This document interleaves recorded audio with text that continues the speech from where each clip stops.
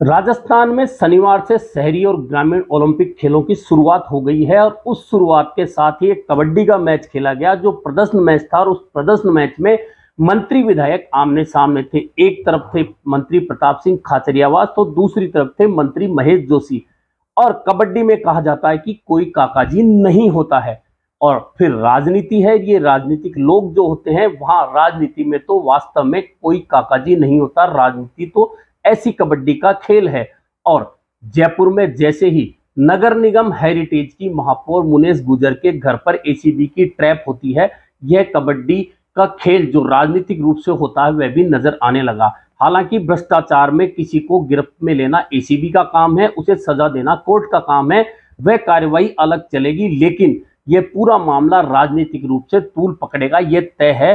क्योंकि जिस तरह के बयान मंत्रियों के आ रहे हैं, जिस तरह के बयान विधायकों के आ रहे हैं, जिस तरह के बयान पकड़े गए महापौर के पति के आ रहे हैं, जिस तरह का बयान महापौर का खुद का आया है, उसके बाद तय मानिए राजनीतिक सरगर्मी तेज होगी। और यह जो सरगर्मी होगी, यह जो बयान होंगे वह विरोधियों को मजबूत करेंगे, निश्चित मान के चलिए। शुक्रवार को एसीबी की ट्रैप होती है नगर निगम हेरिटेज की महापौर मुनेश गुजर के निवास पर और उनके पति सुशील गुजर को एक पट्टे की एवज में 2 लाख रुपए की रिश्वत लेने के मामले में गिरफ्तार किया जाता है। उनके निवास पर जो नकदी मिलती है 40 लाख के लगभग, वहीं एक दलाल जो पकड़ा जाता है साथ में, उसके पास में 8 लाख की नकदी मिलती है। इनको गिरफ्तार कर लिया जाता है।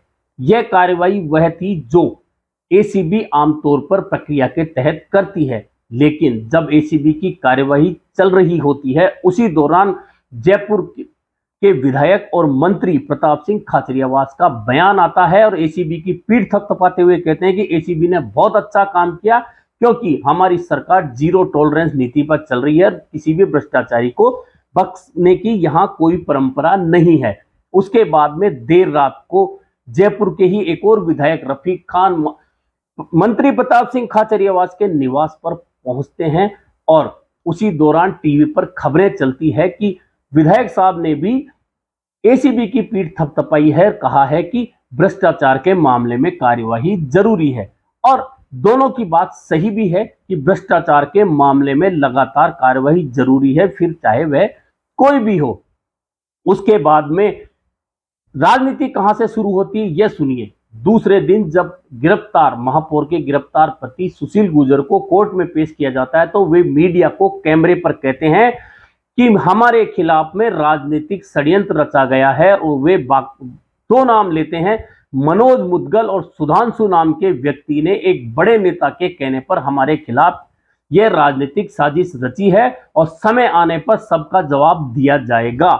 यानी कि मनोज मुदगल का नाम आने का मतलब है कि सीधा सीधा इशारा मंत्री प्रताप सिंह खाचरियावास पे जाता है, क्योंकि मनोज मुदगल मंत्री प्रताप सिंह खाचरियावास के सबसे नजदीकी लोगों में कहे जाते हैं। और सुशील गुजर ने इसका कारण भी बताया और कहा कि जब महापौर का निर्णय हुआ था उसी दौरान से मनोज मुदगल उप महापौर बनने के लिए इस तरह के कई प्रयास करते रहे हैं, लेकिन उन्हें सफलता नहीं मिली। तो अब हमारे खिलाफ बड़े नेता के इशारा पर इस तरह का राजनीतिक षड्यंत्र रचा गया है, जवाब दिया जाएगा समय आने पर। उसके बाद में अगले दिन यानी कि शनिवार को मंत्री प्रताप सिंह खाचरियावास मीडिया को बुलाते हैं और सीधे सीधे महापौर पर अपना पूरा गुस्सा उतारते कहते हैं कि मैं महापौर से गुस्सा हूं, मैं उनकी कार्यप्रणाली से गुस्सा हूं, जयपुर के विधायक महापौर की कार्यप्रणाली से गुस्सा है और हमने मुख्यमंत्री अशोक गहलोत, प्रदेश कांग्रेस अध्यक्ष गोविंद सिंह डोटासरा, प्रभारी सुखजिंदर सिंह रंधावा को कह दिया था कि महापौर को हटा दीजिए क्योंकि यह सही नहीं चल रहा है, लोगों को परेशान किया जा रहा है, लोगों के पट्टे नहीं दिए जा रहे हैं। यानी कि इस तरह के आरोप लगाते हुए प्रताप सिंह खाचरियावास ने यह भी कहा कि जिसे हमने यानी कि मैंने और पार्टी ने महापौर बनाया उसने हमारे साथ ही धोखा किया। अब धोखा क्या किया यह बात तो स्पष्ट नहीं हुई है, लेकिन प्रताप सिंह खाचरियावास का यह आरोप था। और वहीं उन्होंने यह भी कहा कि जरूरत पड़ी तो महापौर को बर्खास्त भी करेंगे। और उसके बाद में देर रात को मंत्री प्रताप सिंह खाचरियावास और विधायक रफीक खान मुख्यमंत्री से मिलते हैं और उसके बाद में महापौर मुनेश गुजर की बर्खास्तगी हो जाती है। इस बर्खास्तगी के तुरंत बाद में महापौर का बयान भी वही आता है जिस तरह का बयान उनके पति सुशील गुर्जर ने अपनी गिरफ्तारी के बाद कोर्ट में पेश होते समय दिया था। महापौर कहती है कि हमारे खिलाफ राजनीतिक षड्यंत्र हुआ है और जिस तरह से प्रताप सिंह खाचरियावास ने आरोप लगाए हैं, तो मंत्री और मेरी कॉल रिकॉर्डिंग, कॉल डिटेल निकलवा लीजिए कि किसने किसको क्या कहा, क्या बातें हुई है। यानी कि आरोप लगे हैं राजनीतिक रूप से। पहले मंत्री प्रताप सिंह खाचरियावास ने लगाए और अब महापौर ने सीधे सीधे जवाब दिया है कि हमारी कॉल डिटेल निकलवा लीजिए। यानी कि एसीबी इस भ्रष्टाचार के मामले में अपनी कार्यवाही करेगी। वह एक कानूनी प्रक्रिया है। कोर्ट में किसे सजा मिलेगी, किसे नहीं मिलेगी, वह कोर्ट और एसीबी का मसला है। लेकिन मुख्य चर्चा सिर्फ और सिर्फ जयपुर में अब होगी, राजस्थान में अब होगी, तो यह होगी कि यह राजनीतिक लड़ाई, यह राजनीतिक कबड्डी किसे मात देने के लिए खेली गई, किसने खेली। और जहां तक जीरो टॉलरेंस नीति की बात कांग्रेस करती है, मंत्री करते हैं, तो सवाल उठते हैं टाइमिंग पर। यानी कि आपने देखा होगा कि अभी 2 महीने पहले नगर निगम हेरिटेज में बवाल मचता है, महापौर पार्षदों के साथ में धरने पर बैठ जाती है।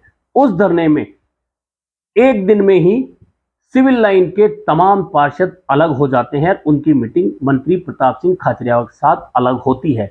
उसके बाद में यह धरना चल रहा होता है। फिर जयपुर में राजस्थान कांग्रेस के प्रभारी सुखजिंदर सिंह रंधावा के सामने महापौर और पार्षद जो धरना दे रहे थे वे भी पहुंचते हैं। मंत्री प्रताप सिंह खाचरियावास और विधायक रफीक खान, अमीन खान भी पहुंचते हैं।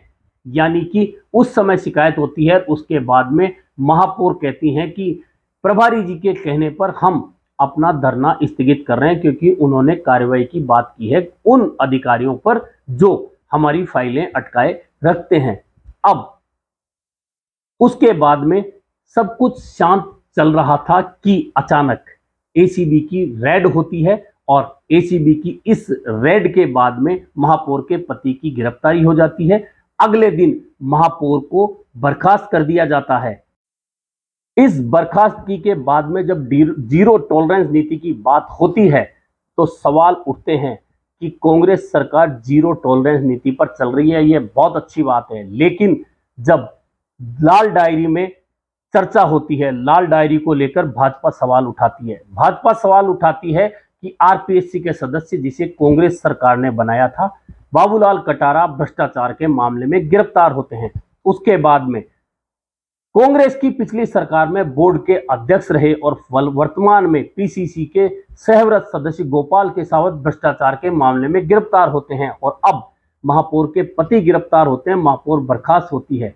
जीरो टॉलरेंस नीति तक तो सब ठीक है, लेकिन चुनावी वर्ष में और चुनावों से ठीक 4 महीने पहले जयपुर शहर जो कि राजस्थान की राजधानी है, उस राजधानी का महापौर जो कांग्रेस का है, उसके घर ट्रैप की कार्रवाई होती है, उसके पति गिरफ्तार होते हैं, महापौर बर्खास्त होती है। तो सवाल ये उठते हैं कि हाँ, भाजपा जो आरोप लगा रही है कि इस सरकार में हर जगह भ्रष्टाचार हो रहा है, संस्थागत भ्रष्टाचार हो रहा है, और कांग्रेस अपनी महापौर को बर्खास्त करती है, उसके पति को गिरफ्तार होती है एसीबी के द्वारा, तो निश्चित मानिए कि भाजपा की ओर से जो आरोप लगाए जा रहे हैं उनमें दम और नजर आने लगता है। और निश्चित मानिए कि चुनावी वर्ष में जीरो टॉलरेंस की नीति अपनाने के चक्कर में कांग्रेस सरकार क्या उसी रास्ते पर चल रही है जैसा कि यूपीए 2 ने किया था। उस दौरान यूपीए 2 ने अपने ही मंत्रियों को न सिर्फ बर्खास्त किया बल्कि भ्रष्टाचार के मामलों में जेल भी भेजा था।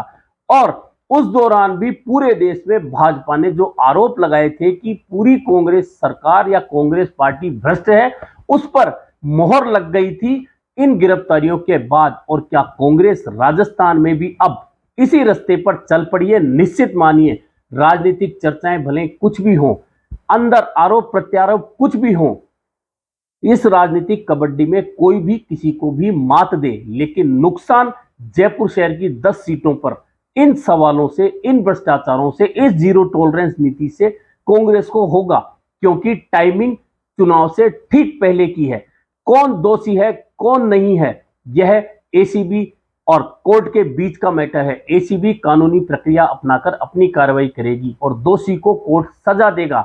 जो निर्दोष होगा उसे कोर्ट बरी करेगा या बाहर करेगा, यह एक अलग मैटर है। लेकिन निश्चित मानिए कि चुनाव से ठीक पहले जयपुर हेरिटेज नगर निगम की राजनीतिक लड़ाई जिस तरह से बाहर आई 2 महीने पहले, अब एसीबी की कार्रवाई के बाद में जिस तरह से मंत्री प्रताप सिंह खाचरियावास और विधायक रफीक खान लगातार महापौर पर और उनकी कार्यप्रणाली पर सवाल उठा रहे हैं, वहीं महापौर के पति आरोप लगा रहे हैं मंत्री प्रताप सिंह खाचरियावास के सबसे नजदीकी व्यक्ति और पार्षद मनोज मुदगल पर।